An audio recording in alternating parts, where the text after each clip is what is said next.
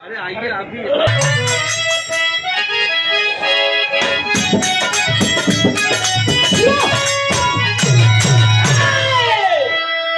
बोलना प्यार न कता हो नहीं हर गुजारिया हो नजरिया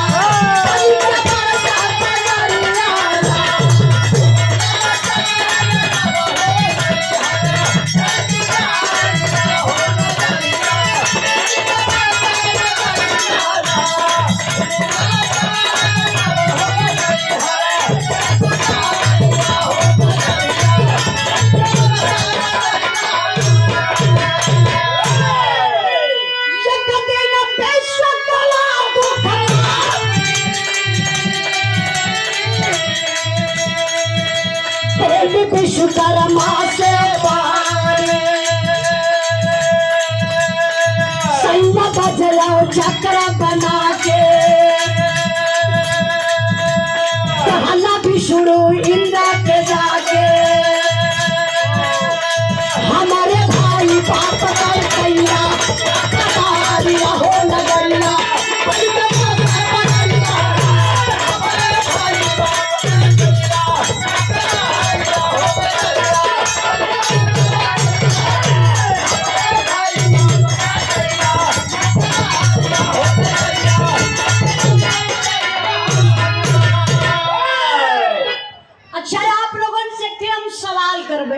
सही बताओ आप लोगों ने मेहरारू कोनो फरमाइश करेली कि ना? ना ना हमारे के कोनो फरमाइश ना करेली। करत हो तो हाथ उठा लो, समझ जाइबा। सब अपन अपन इज्जत बचावत हो कि। अच्छा जे हाथ उठौलस ओकर मेहरारू तो नहीं से फरमाइश करेली, बाकी इंद्राज भाई हां और लोगन मेहरारू दूसरे फरमाइश करेली। तू कैसे जान गई? अरे हम बुझ गई ना। आई लोग फरमाइशिया के कर पूरा करल। अच्छा देखी सच्चाई बा, पति पत्नी का रिश्ता एक विश्वास पर चलेला। पत्नी जब भी फरमाइश करी तो अपने पति से, चलाक मेहरारू दूसरे का मर्दे से करी। एकर मतलब दूसरे का पैसा अपने घर उठा लिया। नहीं भैया ऐसा कोनो बात ना हो। चलाक मेहरारू अपने पति के बड़े तरीका से मनाए लेली। नाराजो पति हम जानत हो कैसे मनई है। देख ही रहली कि आज सोनुआ का पापा गुस्सा में हो तो जई है इतना कड़ुआ तेल गरमाई के लेके। कैसे हम दूसरे के मेहरारू का बात बताई। हमारे मास्टर साहब के मेहरारू खुद है भैया, जौने दिने कमाई के जई हैं वही दिन इनकर मेहरारू इनके एड़ी से कपारे ले तेल लगावे ले। ये लिए कि 5 सवाली नोट हम लई और जौने दिन इनकर मेहरारू 5 सवाली नोट ना पौलस वही इनके बाबू का लगावे शुरू करे ले। नहीं एक मिनट फरियाई देता काहे इनके मेहरारू इनके बाबू के तेल लगावे ले। अब इनकर बाबू 45,000 पेंशन पावे। एकर मतलब इनकर मेहरारू पैसा में चले ले। ये बनारस का धरती हो, बनारस पे एक से एक लोग हुए केहू अगर रुपया वाला ज्यादा हुई भैया तो बयाने से अब ये बनारसी मास्टर होंगे लिया चले जाए। अच्छा देखी वही तरीके से विश्वकर्मा भगवान के मेहरारू, विश्वकर्मा भगवान का दुल्हन विश्वकला एक दिन अपने पति विश्वकर्मा जी से कहली कि कहो हम सुनले बानी कि तू बहुत बड़ा कलाकार हुआ। तो विश्वकर्मा जी कहो ही बतावा। इतना दिन का अक्को दिन कला ना देखलू का कायदे से करे कोई बतावा। हमके दुनिया जाने ले कि हम कलाकार हैला। अब तू ना जानलू विश्वकला काली हम जानत हैला कि तू कलाकार हुआ। बढ़िया बढ़िया अस्त्र शस्त्र बनवला, हर देवी देवता के देहला। एक काम करो ना एकागो हथियारवा बनाई के हमरे नैहरे में हमरे भैया बाबू के दे देता तो तनी सम्मान हमार और बढ़ जा। विश्वकर्मा जी कहना कहो तो अरे भैया बाबू हथियारा नहीं है का? अच्छा ऐसे पूछे हाँ हो कहो ही बतावा तू हथियार हथियार कहत बड़ू हथियार के दी है जरा तो के पता बा? विश्वकला कली के दी है जरा बतावा। विश्वकर्मा भगवान तनी चिकोटी काटत होला। अच्छा देखा मजाक कैले का तरीका भी होला। कहा जना कि अगर माई बैठल है तो कदा कि के बैठल कहवा माई तो अच्छा लगी, और वही माई के कदा कि दादा का मेहरी बैठल है तो बड़ा सुने में बुरा लगी, लेकिन वही सही बतिया एक बल्कि कहले का तरीका बड़ा गंदा बा। वही तरीके से विश्वकर्मा भगवान मुस्कियाई के जवन चिकोटी कटल है बाबू ने विश्वकला के लहरियो नहीं आई। विश्वकर्मा भगवान कहत होवन का कलम बैठल। 1 मिनट LIC के एजेंट हमारे साची कहो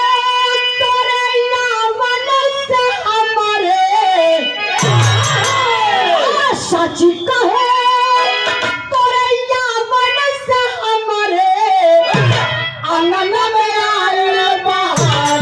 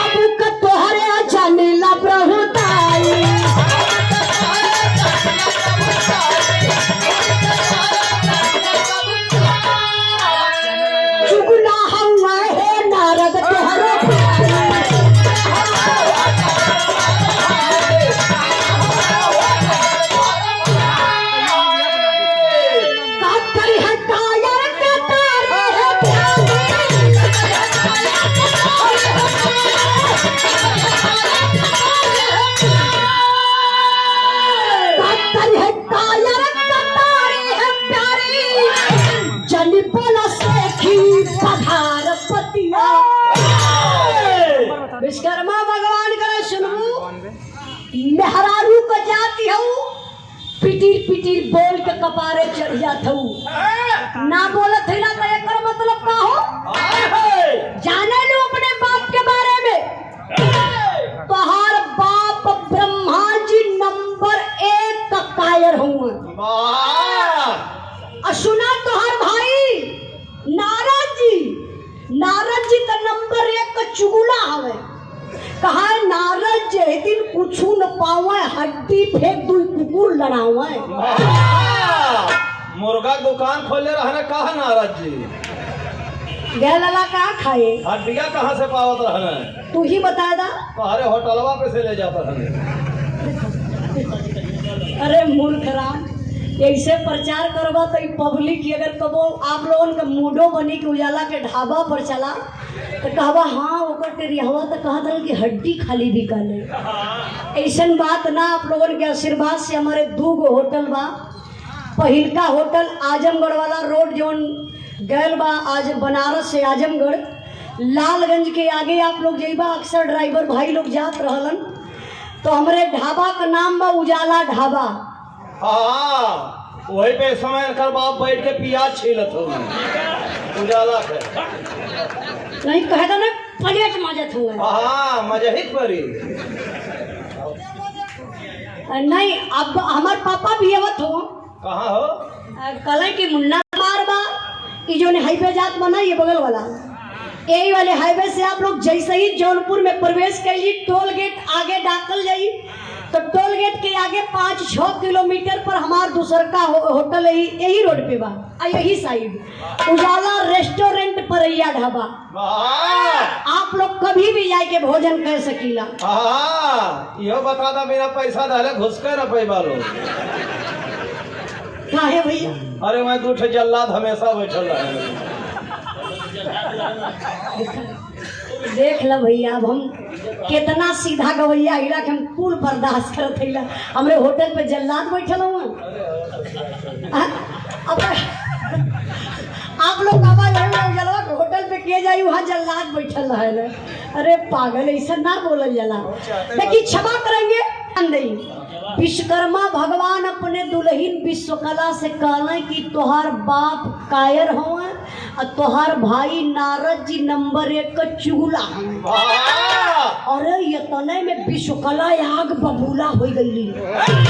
बोली अरे अरे अरे तू हमारे पति हुआ हमारे बाप के कायर बनौला भाई के चुगला ऐसा ससुराल फुगिदा अब हमारे बस का ना बा कि तोहरे घरे हम रही। बिरहा के सुनने वाले भैया बाबू गौर करिएगा जौने मर्द मेहरारू में छोटे लाल भैया कबो जिंदगी में झगड़ा ना भइल हुई। झगड़ा भइले को उपाय बतावत होगा वही का सट्टवे लिख रहे पागल कहीं का सच्चाई बताती आप लोग जाए कि अजमाए लिया कि उजलवा तो कि सही कहले बा कि गलत। खाली इतना दादा जाके दादी से कह दिया हो कह दिया आए तो कुछ ना कहली है वो आपके तो नशा रही बिरहा वाली या कह दिया आज ले बूढ़ा कुछ ना कहली लेकिन जानी लगी तोहरे नैहरे में का है तोर भाई बाप के तने में हुआ। समझ ला कि वही दिन से भैया मर्द मेहरारू में दो खटिया सुतते लगे हैं। मतलब जब बोले चल रहे तब कहाँ इकट्ठा हो गए हैं? अरे पागल वही दिन से मर्द मेहरारू में युद्ध जारी हो जाला खाना पानी बंद हो जाई। विश्वकला नाराज होई के ए बाबू बहरवा से भागल भागल घरवा में गई और घरा में जाए के करत का ही गीतिये बदल गई।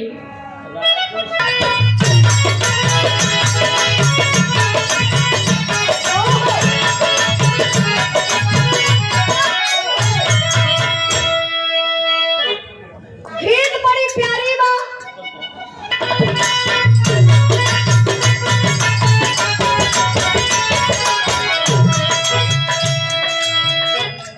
सलम में भैया पिया सिगरेट एकदम मरे कपारे चढ़ जाला। बहुत बहुत धन्यवाद मान गिला बात के में ये गीत में हमारे माता बही लोग गावेली लगेला मुहे से रसगुल्ला का रस टपकत बे भैया कैसे गावेली।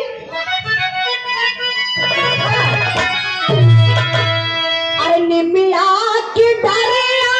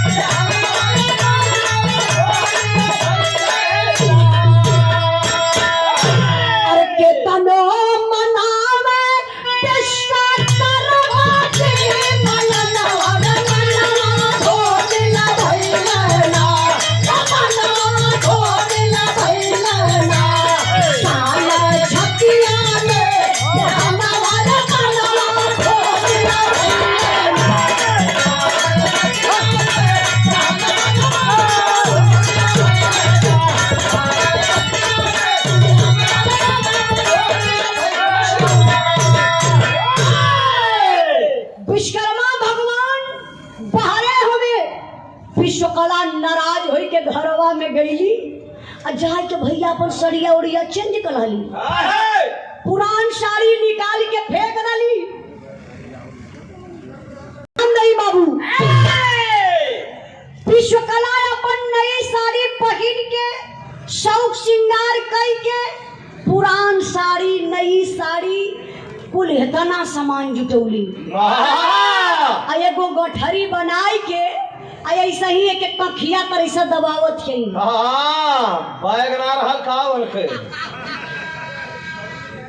विश्वकर्मा भगवान बाहरवा से गई घरवा में कहना अरे अरे अरे अरे हे देखा देवी तो नाराज, विश्वकला गली वही गलवा देवी नाराज नाराज कैले हुआ।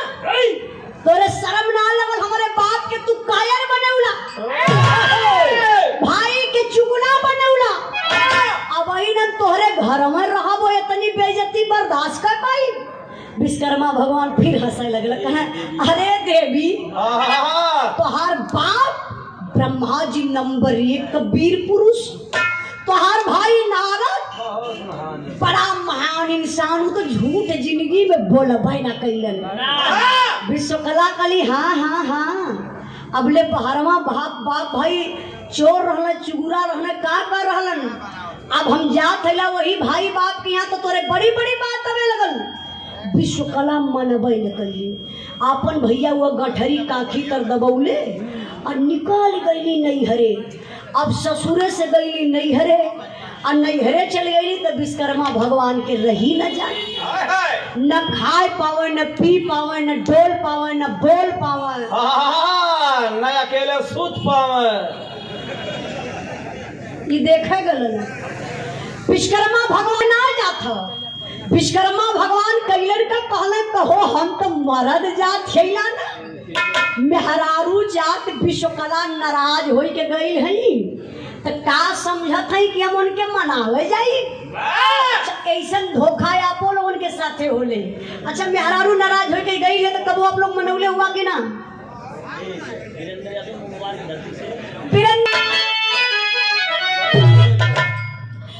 अब विश्वकला तो नैहरे चल गई, विश्वकर्मा भगवान का दिमाग भयल खराब, बिना कंठ कामिन कल्पे, अरे बिना कंठ कामिन कल्पे कामिन बिन कल्पे कंठ चार कलाकार का है के कल्पे से करे हाथे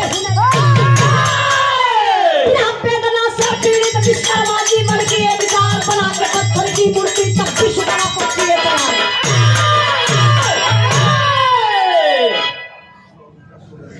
कल्पे कामिन बिन कल्पे कंठ लजार कलाकार काहे के कल्पे जे करे हाथे हुनर यपा, बिना वेदना से पीड़ित विश्वकर्मा जी बन के एक चार बना के पत्थर की मूर्ति तब विश्वकर्मा को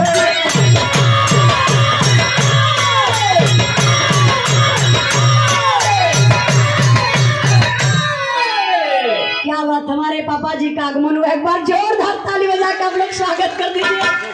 आ गया जो तू प्याज छिलवावत रहा है पिया कट्ठा वही तो हम बताई, अब हमारे पावर पड़ गई, अब हम देवात रही अकेले। देखिए हमारे पापा जेकर योगदान हो बिरहा जगत में बहुत बड़ा योगदान हमारे पापा का, जो दर्द बाटे ताजा जी वही रे जगहिया जहाँ बेच के आए लला वही रे जगहिया दाते काट ललस राजा जी,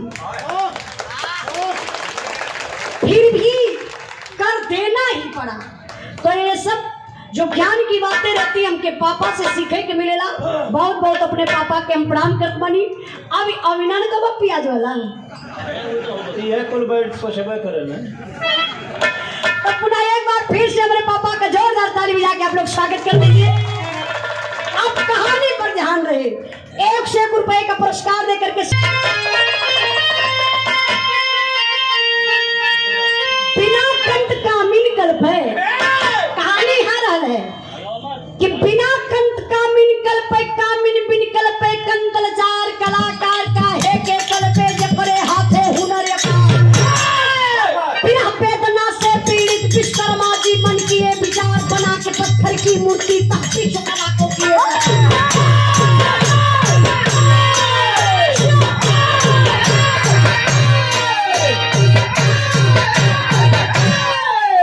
विश्वकर्मा भगवान का ने सुना नहीं नैहरे गई हूँ नाराज होई के ना तो मर्दे का जाति हैला हाय हाय गईले भैया एगो पाथर लेके अइलन कहाँ से 7-8 फीट लंबा 3-4 फीट चौड़ा और 2.5 फीट मोटा पथरा रहल लियाई के विश्वकर्मा भगवान पथरा धै दलन। आप लोग जानी ला वायु कोई मूर्तिकार मूर्ति को बनाता कोई चित्रकार चित्र को बनाता है तो उसके माइंड में वो चलता है। हाय हाय जैसे हम बिरहा गावत बनी तो हमारा माइंड में चलाता आप लोग सुनत हुआ कि आप लोगों के माइंड में रिसीव होता हो। वही तरीके से विश्वकर्मा भगवान के दिल दिमाग में खाली विश्वकला का रूप रंग नाचत हो। विश्वकर्मा भगवान वही पथरा के लगने गढ़े गढ़त गढ़त गढ़त गढ़त गढ़त गढ़त बाबू एकदम सेम टू सेम विश्वकला का रूप तैयार कैलन। जैसन विश्वकला का आम के फांकी नियर गजब का आंख रहल दोनों कटीली आंख बनौलन सुग्गा के ठोर नियर नाक बनौलन हाई चौड़का लिलाट बनौलन टमाटर नियन उठल उठल दोनों गाल बनौलन 8 अंगूर का तो खाली है गर्दनिया बना दे रहलन। वो बंद गोभी मतिल ना एक कपार छोड़ के नीचे जात हो ओ भैया गजब का कपार बनौलन वो पतील के छरहर का नमकी बदन बनौलन हो मालूम तो सफेदा का बोटा हो हाँ हो छुअले छलका एकदम की देखा गया ना छुए अरे गलंडर मार के एकदम चिकना दे विश्वकर्मा भगवान मूर्ति तो बना दलन कहा ना मूर्तिया में कमी का बा।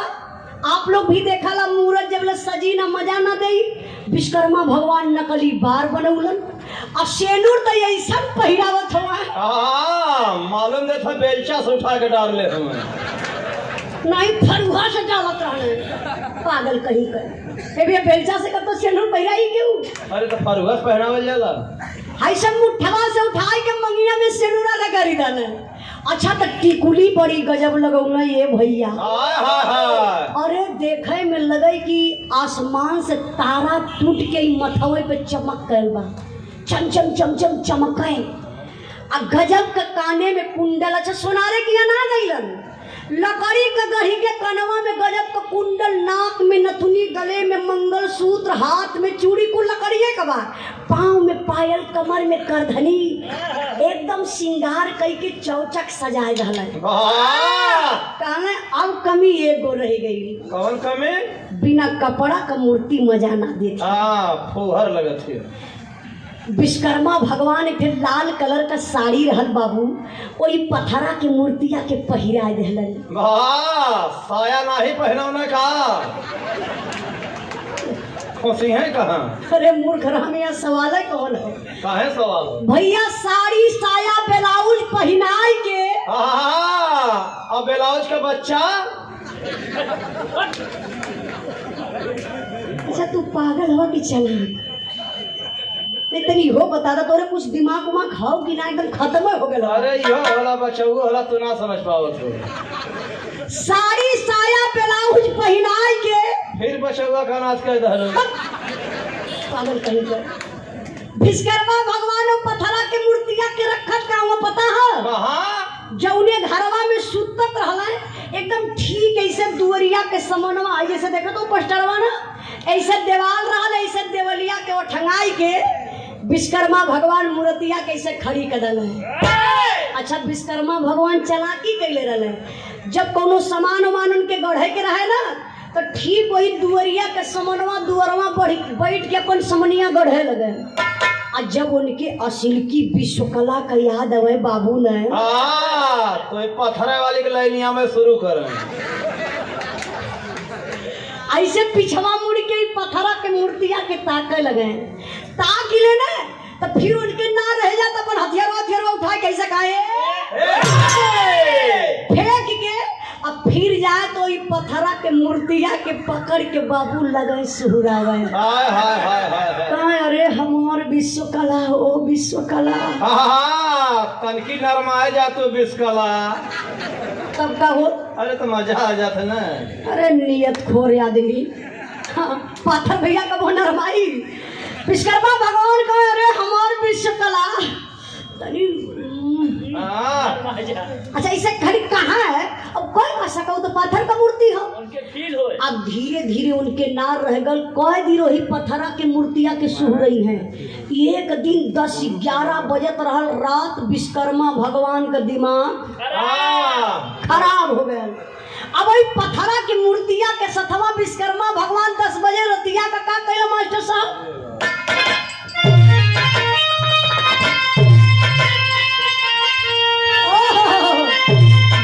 बनारस के धरती एक गीत के स्वर्गीय रामदेव गुरु अपने जमाने में बड़ा लहाई के गाँव में हम बताइए ना मनोज भैया अगर केहू को जोड़ कहीं धरती पर ना मिलल तो ये बनारस का धरती रखल गई बा। जैसे जैसे चाहे गवैया हो चाहे लड़वैया हो चाहे पॉकेट के मरवैया हो। एक गीत के स्वर्गीय रामदेव गुरु अपने जमाने में लहाई के गावे एक हमार पापा बतौले हुआ अपने अंदाज में कैसे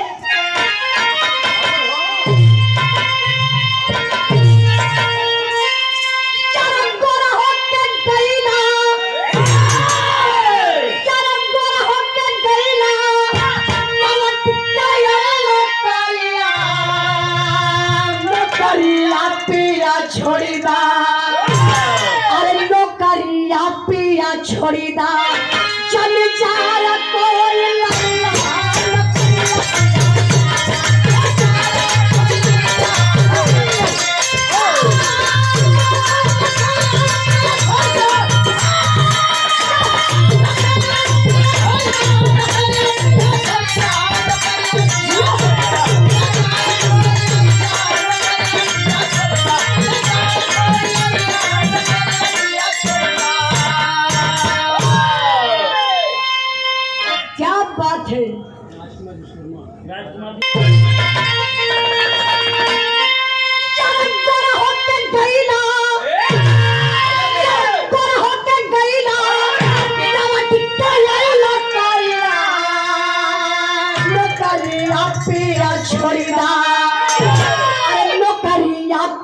छोड़ीदा चल जाए कोई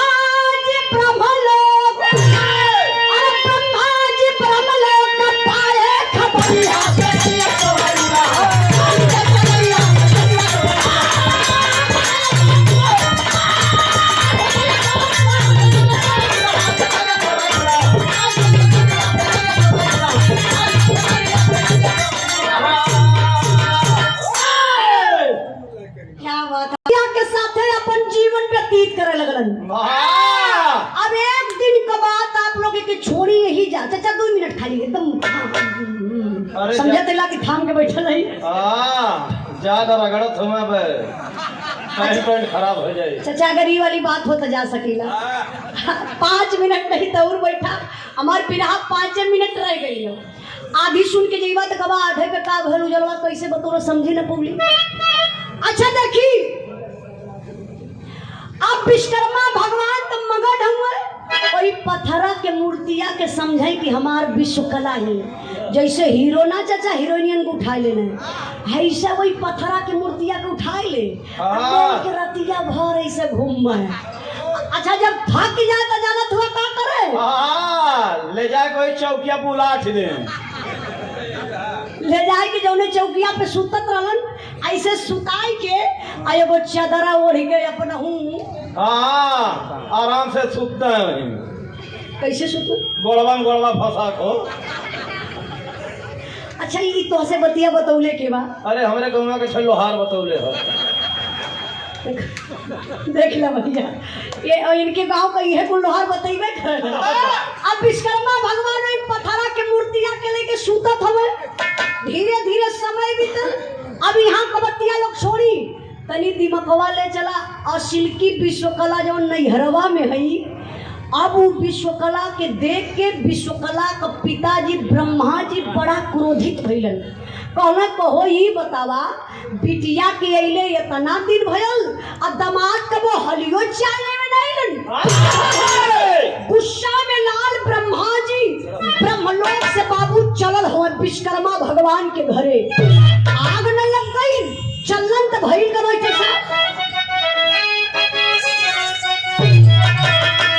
अरे आए विश्वकर्मा के घर पर क्रोध मानी मूर्ति पे गिर गए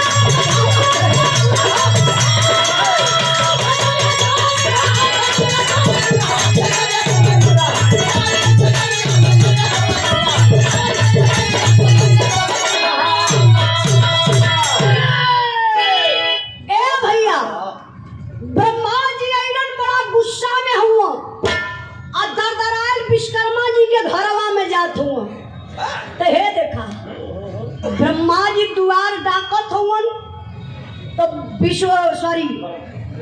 विश्वकर्मा जी का दुआरिया रहल छोट। वो कहे पहले का द्वार चाचा छोट रहा ना पहले के लिए द्वार छोट रहे कि बहन बिटिया घर में जा तो झुक के जा लेकिन आज का द्वार खड़े खड़े अंदर घुसादा गाड़ी बैठल है। हाँ गाड़ी पे बैठल हुआ स्लेटर मारा अंदर चल जाइबा 6 फीट 7 फीट लंबी द्वार बा लेकिन पहले का द्वार छोट रहे। अब ब्रह्मा जैसे दुआरिया डाकत हुआ चौखटवा ऊंच हो आई हथवा में कमंडल ऐसा लाले रहलन आ कमंडलवा का पेनिया ये भैया जाए गई चौखटवा में ऐसे लड़ी गई आ कमंडल का पानी हलक के ऐसे छलक के कोई पत्थरा के मूर्तिया पर चल गई। अब गजब हो गया पत्थरा के मूर्ति में जान पड़ गया पत्थरा का मूर्ति में हरारू बन गई लगल डोले बोले खाए पिए विश्वकर्मा जी के लेके सुतता है। विश्वकर्मा भगवान का 10 उंगली घी में और 10 रिफाइन में फंस गई है वो कैसे जौन हरे गई है। विश्वकर्मा जी का ना जा जा जा गई हूँ नहीं हरे तो रहा भैया बाबू की यहाँ तो काम चला था। हे भैया धीरे धीरे समय बीतल और जब समैया बीतल तब का घर मास्टर साहब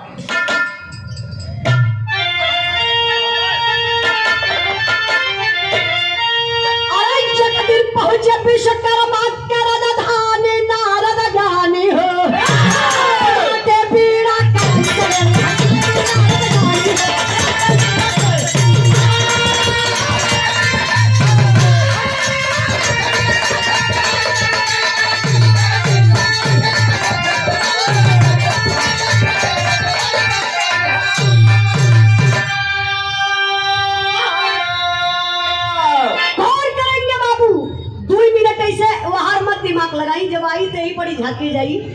बिरहवा बिगड़ जाई। 2 मिनट ऐसा शांति बनौला रही। नारद जी आइले, अरे पतिया सुना तला तेल में अग्निया डाले।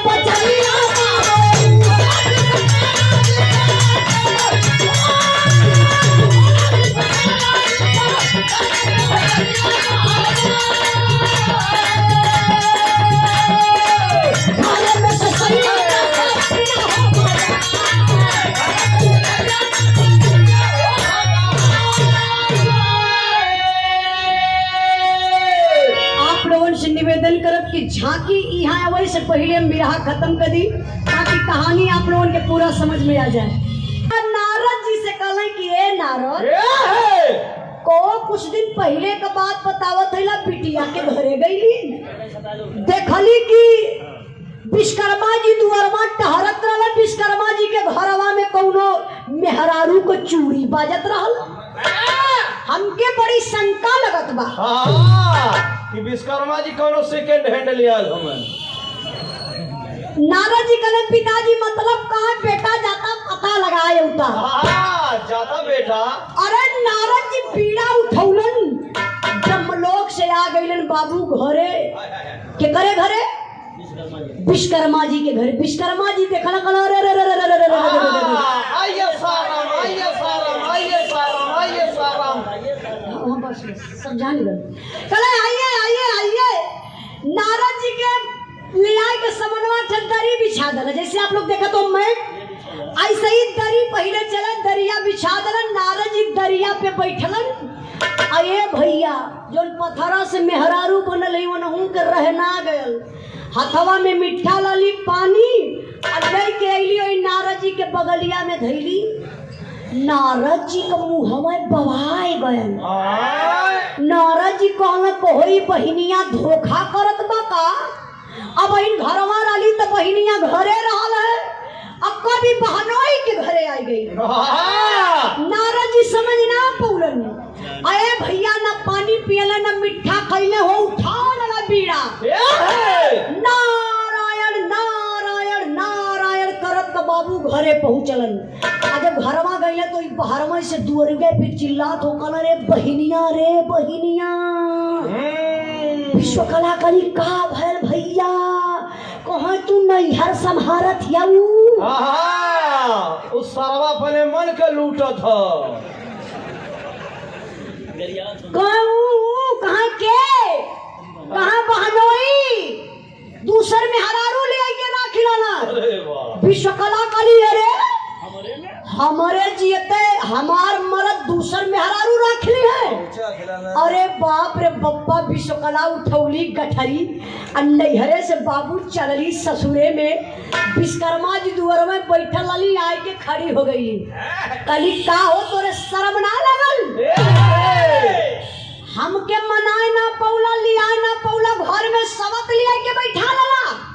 विश्वकर्मा भगवान संग बटुरा लगल प्लास्टिक के ना धानियर का तो। अरे देवी ये कुल तो से मजाक के कढल है, कहाँ मेहरारू कौन मेहरारू। तब विश्वकला आग बबूला हुई के कहत था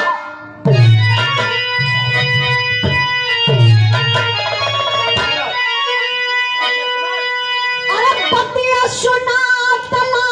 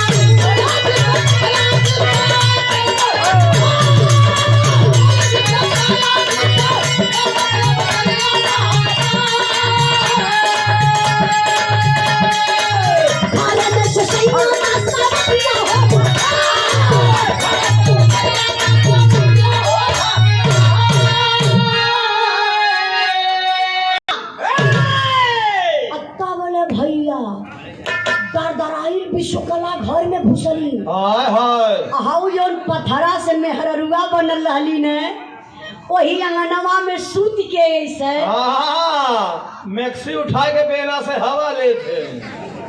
तू का करत रहला? वहाँ वीडियो बनावे गल रहनी नेट पे चढ़ावे खातिर।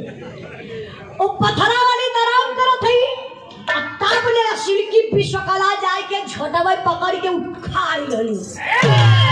कलिक करे सवतिया घर हमार दुआर हमार भतार हमार लेके सुत्ता थी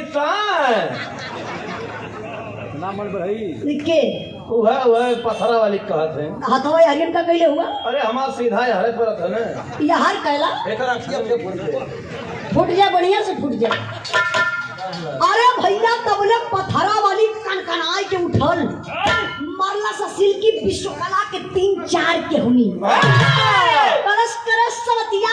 हाँ ते कहाँ से इली अरे? कहाँ से रे? बनाई लहम खियाई लहम। हाँ सुत्ते खातिर मार कर थी अब वहाँ सुतल ही का मार रहा। असली झगड़वा ही है रहा। गजब असिल्की विश्वकला पकड़नी नकल की कबार और नकल की विश्वकला पकड़ ली असिल्की कबार। अब दोनों आपस में बाहर पकड़ के बाबू ही अंगना में कैली पटकी पटका पटकी का पटका पटकी का पटका पटकी का पटका पटकी का पटका पटकी। इतना मत पटक की साया ब्लाउज फाट जाए। नहीं मूड में हम देख कितनी मजा होता है पटकले में। उम्र का ख्याल ना करत हो। दोनों विश्वकला कैली पटकी पटका वही अंगना में। तब ले विश्वकर्मा भगवान देखना कहना बाप रे बप्पा दोनों देवी लड़ के मर जाए चाहे अब करी तो करी का परोर के मंत्र ऐसे चलौलन कहना असली नारी असली हो जा पाथर वाली नारी फिर से हो जा पथरा वाली स्टाफ। सिल्की विश्वकला कली देखा देखा सवतिया का देखा कैसे खड़ी है खाई के बहन खड़ी बा। एकरे तनको डर ना लगत है। ऐसा धक्का धाली देखा ऐसे पथरा वाली मूर्ति गिरले हाथ गोड़ फैला दहल ऐसा हाथ गोड़ टंगल है। सिल्की विश्वकला कली देखा देखा सवतिया का देखा खूब खाई चिकनाई है मातारे कमाई दिखाई भतारे का कमाई खैले। ऐसा तिया घर में रही ना तो हमके डाही चरियो दिन खातिर नाराज हो जाई। विश्वकर्मा जी फिर वह काम करे शुरू कर दिए। ए भैया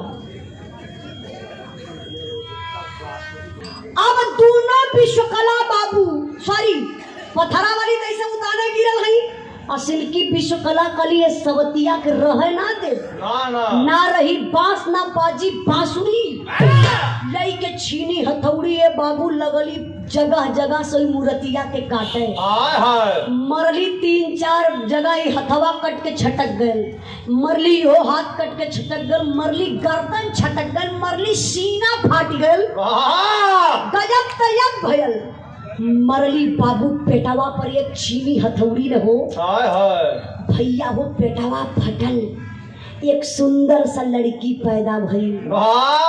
मतलब विश्वकर्मा जी अपन काम कर गुजरल ये तो हमें ना जानकारी है। अरे अब कहिया पता चली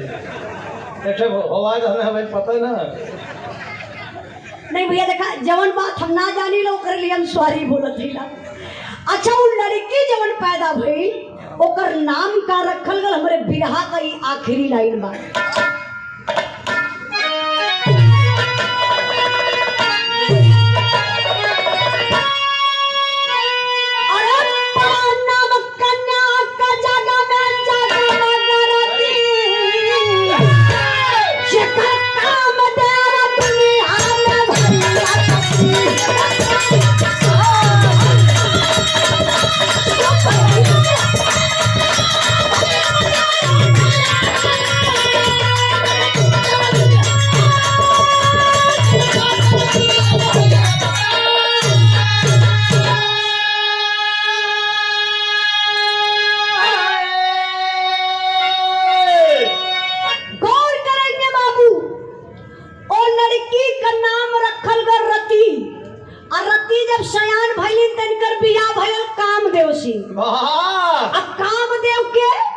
बिरहा के सुनने वाले भैया बाबू आप लोग गौर करिएगा, कामदेव आज भी हर एक इंसान के अंदर पावल जलन। हमारे पार्टी में दो जने कामदेव खत्म हुए केकर इनकर और इनकर इनकर कामदेव खत्म हुआ, इनकर जोरा पे चढ़ल हुआ। देखी